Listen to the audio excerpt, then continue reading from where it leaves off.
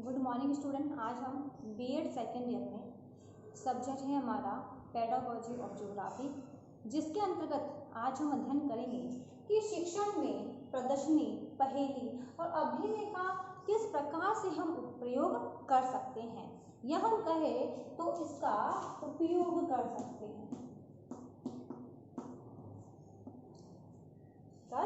हैं सबसे पहले हम देखते हैं कि जब हम शिक्षण में प्रदर्शनी और अभिनय और पहेली का उपयोग करते हैं तो छात्रों को वह शिक्षण कार्य रुचिकर लगने लग जाता है। तो सबसे पहले हम इसके अंतर्गत देखते हैं शिक्षण में पहेली का उपयोग।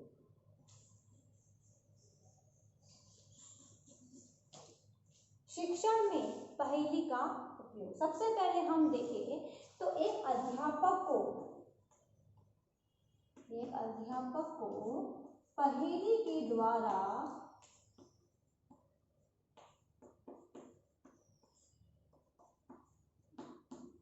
शिक्षण कार्य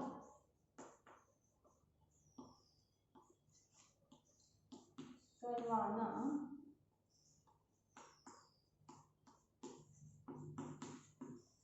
आना चाहिए, क्योंकि हम देखते हैं कि एक अध्यापक को पहेली के द्वारा भी शिक्षण कार्य करवाना आना चाहिए। पूरा दक्ष एक अध्यापक का होना इसमें बहुत ही आवश्यक होता है, क्योंकि जब हम बालकों को इन पहेलियों के माध्यम से सिखाते हैं तो बालक को अध्ययन करने में रुचि लगती है।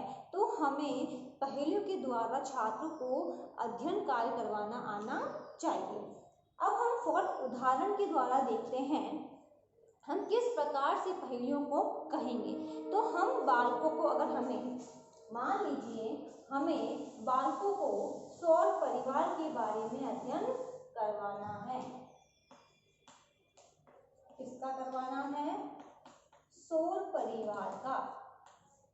तो हम सौर परिवार के अंतर्गत किस प्रकार से पहेलियों को बोलेंगे? तो हम बालकों को सौर परिवार के बारे में बताने के लिए हम किन पहेलियों का यूज करेंगे? तो हम इसके अंतर्गत जो बालक है उनको बताएंगे कि एक प्रतापी तेजस्वी के कितने थे? 9 बेटे। एक प्रतापी तेजस्वी के 9 बेटे। यानी इस प्रकार हम पहेलियों को बोलेंगे। तो हम क्या कहेंगे? एक प्रतापी तेजस्वी के 9 बेटे, वे सब तन मन से ही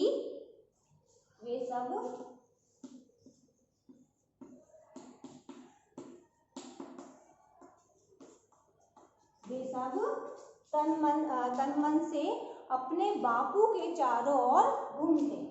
किसके घूमते? अपने बापू के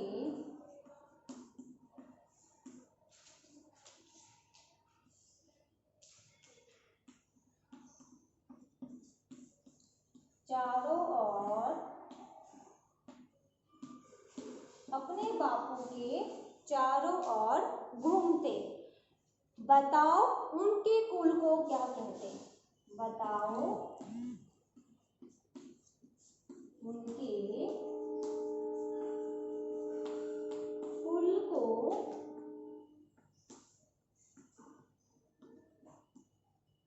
क्या कहते?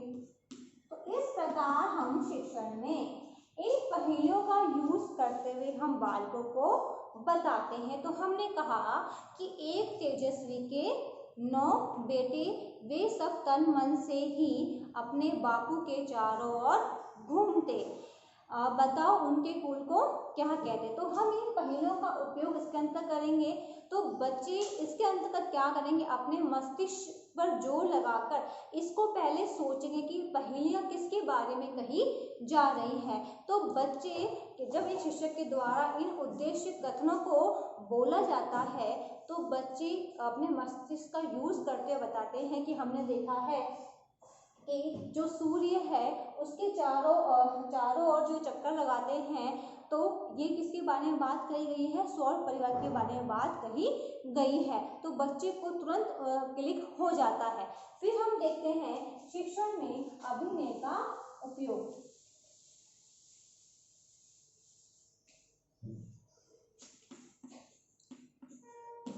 शिक्षण में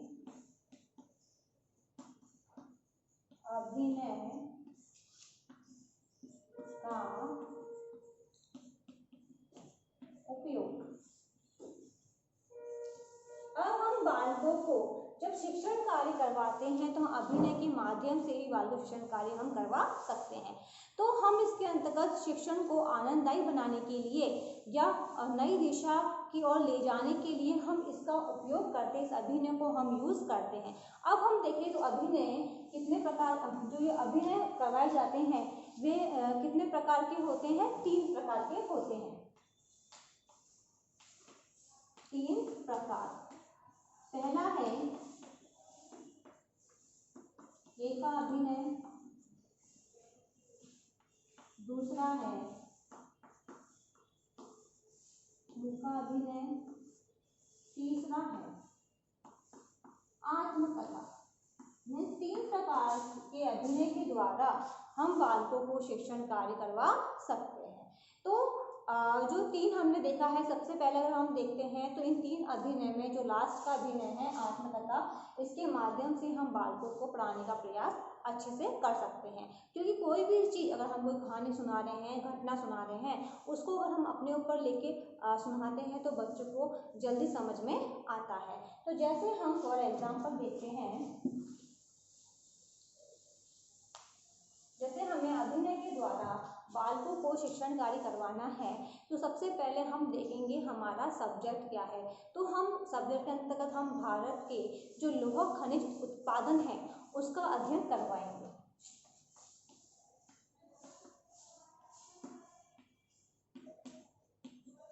भारत के लौह खनिज उत्पादन, ये हमारा विषय है जिसका हम अध्ययन करवाएंगे। फिर है इसकी प्रकृति,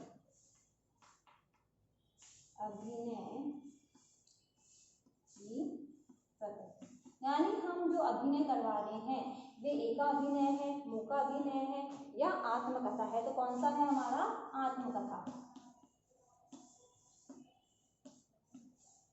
ये बात कहें हम तो इसका उद्देश्य क्या है अभिनय के द्वारा पढ़ाने का? तो इसका उद्देश्य है मूल्यांकन करना। तो हमारा उद्देश्य है मूल्यांकन करना। अब ये कौन से स्तर के बच्चों के लिए है? तो है 11 से 15 वर्ष के बच्चों तक के अंतर्गत हम इसको करवाएंगे। अब हमने ये सब सेलेक्ट कर लिया, अब हमें इसकी क्रियाविधि किस प्रकार करनी है। तो हम बात करें क्रियाविधि की, तो इसमें हम देखते हैं तो अध्यापक क्या करेगा, भूगोल के छात्रों को इस प्रकार से वह बिठाएगा कि छात्रों के बीच में जो लौह खनिज उत्पादन की जो पर्चियां हैं वह लिखकर वह बीच में डाल देता है। उनको निर्देश देता है कि उनको एक पर्ची उठानी है। जो पर्ची वह उठाएगा उसमें जो राज्य लिखा होगा उस राज्य के बारे में उसे बताना है। जैसे हम जानते हैं कि जो लोहा उत्पादक जो क्षेत्र है उसको किस प्रकार से बोलेगा। जैसे हम मध्य प्रदेश के बारे में अगर हम बोलना चाहते हैं तो बच्चा आत्मकथा के बेस पर बोलेगा, जैसे मैं अमुक राज्य हूँ, मेरे अंदर से इतना प्रतिशत जो लोहा है वह जाता है, कितना आता है, कितना उत्पादन करता हूँ, कितना लेन देन करता हूँ। तो किसके माध्यम से करेगा? वो आत्मकथा अभिनय के माध्यम से बताने का प्रयास करेगा। अगर हम बात करें तो इसी प्रकार दूसरा जो छात्र है उसको भी हम पर्ची उठाने को कहेंगे। जो राज्य उसमें आएगा उसी प्रकार वह जो पहले वाले बच्चे ने कथन कहा है, सेकंड वाला बच्चा भी वह कथन कहने का प्रयास करेगा। अगर वह नहीं बोल पाता है तो अगर जैसे हमने दूसरे व्यक्ति को खड़ा करा है, वो बोल नहीं पाता है, तो हमें उस बच्चे को साइड में खड़ा रखना है। जो दूसरा व्यक्ति जो बोल रहा है उस पर ध्यान देने का कहना है, जिससे बालक उसको सुनकर करने का प्रयास कर पाएगा। तो अगर हम देखें तो आत्मकथा विधि से हम आसानी से मूल्यांकन कर सकते हैं।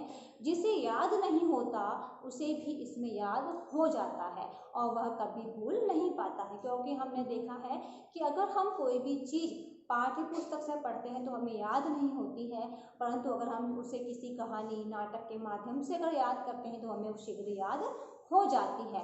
तो इसी की सहायता से हम कोई राज्य, देश, विश्व की जो कृषि है, खनिज उद्योग है, व्यापार है, परिवहन के साधन है, बैंकिंग व्यवस्था है, उसको इस अभिनय के माध्यम से हम आसानी से याद कर सकते हैं। फिर जो नेक्स्ट है प्रदर्शनी का आयोजन करना।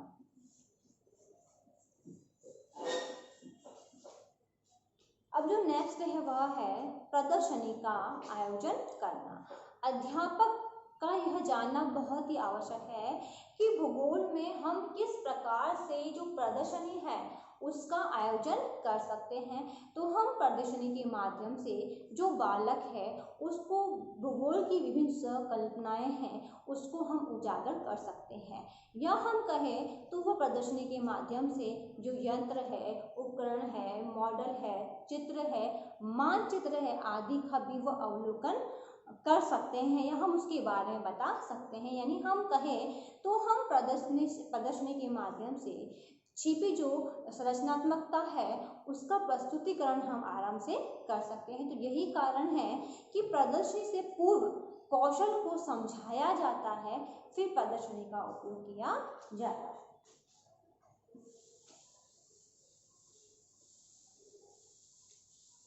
अब इससे संबंधित आज का आपका होमवर्क है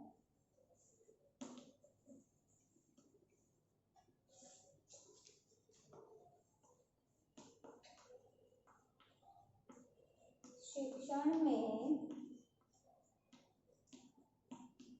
पहेली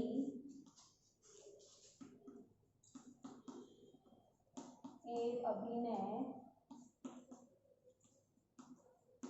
प्रदर्शनी का उपयोग बताइए। शिक्षण में पहेली, अभिनय और प्रदर्शनी का उपयोग बताइए। ये क्वेश्चन आपको आपके नोटबुक में उतारना है। अंत में एक विशेष बात, जैसा कि आप सभी को पता है कि देश में कोरोना जैसी महामारी फैल रही है, इससे सुरक्षित रहने के लिए मास्क लगाइए, हाथों को सैनिटाइजर करिए। यदि आप बाहर जाते हैं, किसी व्यक्ति कांटेक्ट में आते हैं तो कम से कम 6 फीट की दूरी बनाए रखिए। घर पर है, सुरक्षित रहे। धन्यवाद।